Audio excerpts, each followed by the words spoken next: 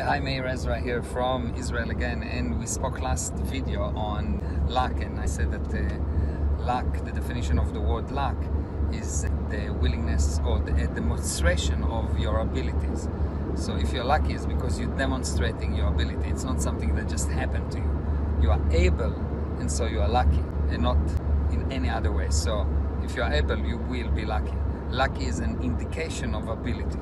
Luck is an indication of ability. And the question that I was asking is, how do you get to demonstrate your ability? Why you're not willing to demonstrate your ability? What robs you from this inherent ability of demonstrating your ability? So you've got this massive bank account that's called ability, and you're not willing to use it. Why? And the answer is quite fascinating. And let's have a look. Let's have a look. You take a child, and a child thinks that he can do anything, and he's really able. Most children are really able. They think they can do anything, and they're very smart, very able. Yes. And over time they lose that willingness to demonstrate the ability. Why?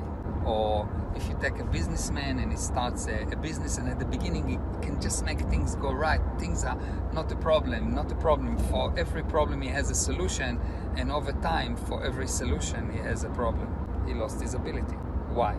The answer is fascinating, and the only problem with the answer that it is too simple, so most people don't accept it. But if you will use it, you'll see that it works, guaranteed.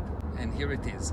You lose your ability once you stop observing. You lose your ability once you stop observing. For as long as you are willing to observe, you will be able.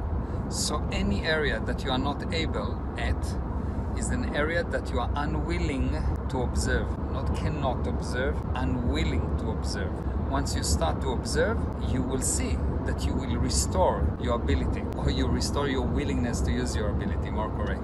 So all you have to do is to observe. And the question is, what does it mean to observe? How do you observe? What's the difference between looking and observing? That's, of course, in exactly the next video. Thank you.